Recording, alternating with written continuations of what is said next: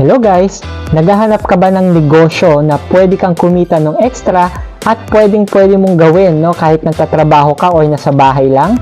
Introducing Unified Products and Services. So dito, pwede ka mag-book ng airline tickets, pwedeng magbayad sa iyo ng bills, pwedeng magpa-load, pwedeng magpadala ng pera at marami pang iba. And ang good news, you can start this business in less than 20,000 pesos.